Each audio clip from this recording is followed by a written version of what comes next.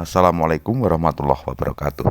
Salam budaya, salam rahayu, salam waras. Sedulur sekalian, selamat bertemu kembali dengan saya Kang Jinggo di channel YouTube Tenggarnesia.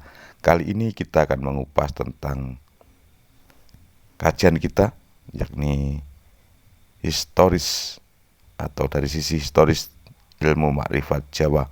Yang kali ini kita akan mengupas tentang para wali Demak dan para panembahan Mataram yang mengemban amanah ilmu makrifat ini. Kali ini kita akan mengupas tentang perjalanan tokoh spiritual, yakni Kanjeng Sunan Ampel. Siapa Kanjeng Sunan Ampel dan bagaimana? Mari kita simak, dan jangan lupa sedulur, bagi panjenengan yang baru menemukan channel ini, silahkan tekan tombol subscribe dan silahkan memberi komentar. Dan jangan lupa, bila video ini bermanfaat, silahkan panjenengan bagikan atau panjenengan share kepada kerabat panjenengan.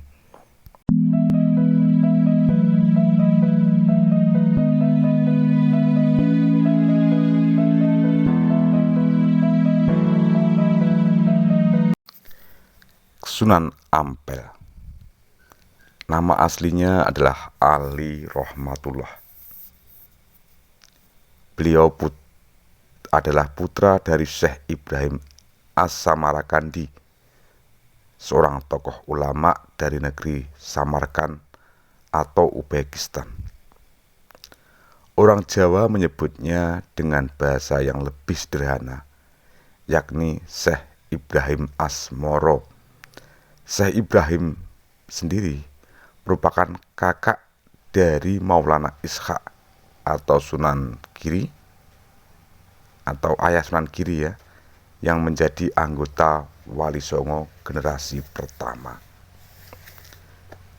Ali Rahmatullah atau Sunan Ampel dilahirkan pada tahun 1420 Masehi.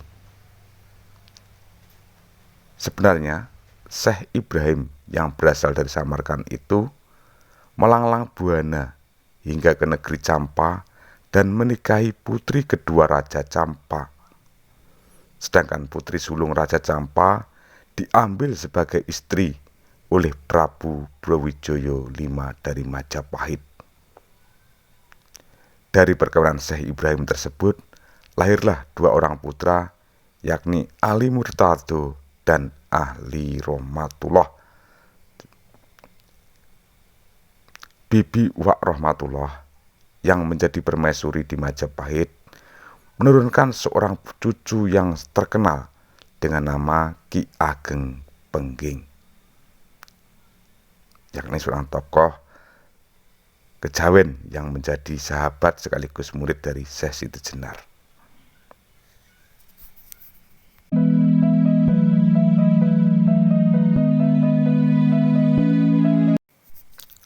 Remaja Ali Rahmatullah dihabiskan di Campa, tempat kelahirannya. Selain itu, ia juga banyak menimba ilmu agama di Pasai atau Loksmawi Aceh. Saat usianya 20 tahun, Rahmatullah bersama Ali Murtado dan Abu Hurairah, adik sepupu dari Ali Murtado, diajak oleh Syekh Ibrahim berkelana ke tanah Jawa untuk berdakwah sekaligus menengok Dewi Andrawati yang menjadi permaisuri dari Prabu Brawijaya V di Majapahit. Dalam perjalanan ini mereka sempat singgah 2 bulan di Palembang dan berhasil mengislamkan Adipati Palembang yang bernama Aryo Damar. Aryo Damar memiliki seorang anak tiri yang masih bayi bernama Raden Patah. Dulunya ibunda Raden Patah adalah selir Prabu Brawijaya V yang akhirnya dihadiahkan kepada Adipati Aryo Damar di Palembang. Jadi Raden Patah merupakan putra dari Prabu Brawijaya yang kelima. Sedulurku, Setelah itu perjalanan dilanjutkan dengan kapal dan mereka sempat singgah di pelabuhan Jepara hingga akhirnya ke Tuban. Di Tuban rombongan kecil itu menetap selama beberapa bulan karena Syekh Ibrahim menderita sakit dan akhirnya wafat, serta jasadnya dikuburkan di Tuban. Dalam Tarikhul Aulia yang ditulis oleh Agus Wahyudi dalam silsilah dan ajaran Makrifat Jawa halaman yang ke-36 ini mengutip dari dalam Tarikhul Aulia, disebutkan bahwa selama menetap di Tuban, kakak Ali Rahmatullah yang bernama Ali Murtado sempat menikah dengan seorang gadis bangsawan dari Jipang Panulan atau Bluro.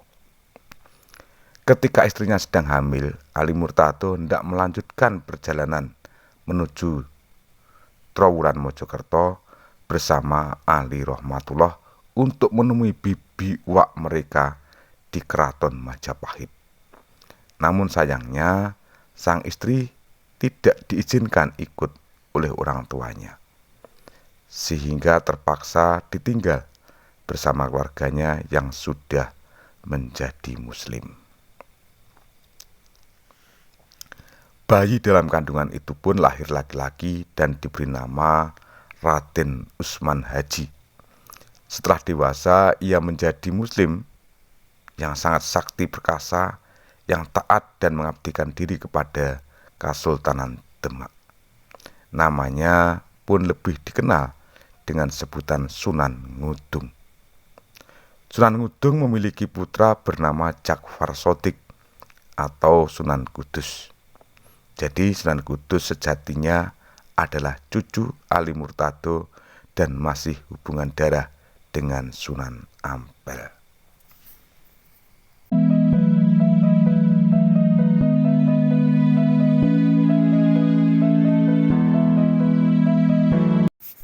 Sedulurku sekalian, kedatangan dari Rahmatullah karena bersamaan dengan harapan Prabu Brawijaya V yang sedang mencari sosok yang bisa memperbaiki moral masyarakat yang sedang kurang baik saat itu. Dan sebagai keponakan permaisuri Dewi Andrawati, Rahmatullah diberi hadiah tanah rawa di sebelah selatan pelabuhan Gresik beserta para abdi yang siap membantu membuka lahan baru. Sebagai kemenakan permaisuri, Rahmatullah juga diberi gelar, yakni dengan sebutan atau gelar Raden Rahmat. Daerah yang baru yang dibuka tersebut didirikan pesantren yang kian lama kian besar, yang diberi nama Ampel Dento. Letaknya berada di tengah kota Surabaya saat ini. Gelar baru pun disematkan oleh masyarakat kepada Raden Rahmat dengan gelar Sunan Ampel. Raden Rahmat atau Sunan Ampel menikah dengan Condrowati, yaitu Nyi Ageng Manilo, putri Aryo Tejo Bupati Tuban saat itu. Hasil perkawinan mereka membuahkan 4 orang putra, yakni Makdum Ibrahim atau Sunan Bonang, Sarifuddin atau Sunan Derajat, Nyi Ageng Maloko, istri Raden Patah, dan Dewi Saroh yang kemudian nanti menikah dengan istri Sunan atau menjadi istri Sunan Kalijogo. Selain itu, Sunan Ampel juga memperistri putri Ki Kembang Kuning dan memiliki 2 orang putra, yakni Dewi Mutasiah dan Dewi Murosimah. Salah satunya dinikahkan dengan Sunan Giri, adik sepupu Sunan Ampel. Sedulurku, Sunan Ampel ini termasuk dalam jajaran Wali Songo Wali Songo yang generasi ketiga. Dialah yang mengusulkan dibentuknya Dewan Wali pada awal berdirinya Kerajaan Demak Bintoro. Dan Sunan Ampel sendiri yang akhirnya diangkat sebagai ketua Dewan Wali sekaligus memimpin dari Wali Songo. Sunan Ampel wafat di Ampel, Surabaya pada tahun 1481 dan dimakamkan di tempat tersebut. Dalam surat wirid disebutkan bahwa ajaran wirid makrifat ini adalah bersumber dari Kanjeng Sunan Ampel. Jadi dapat disimpulkan bahwa Sunan Ampel mengetahui seluk-beluk ilmu makrifat secara keseluruhan. Bahkan panjenenganipun sesepuh wali yang bijaksana dan mumpuni. Sedulurku sekalian, kiranya demikian yang bisa saya sampaikan tentang Sunan Ampel.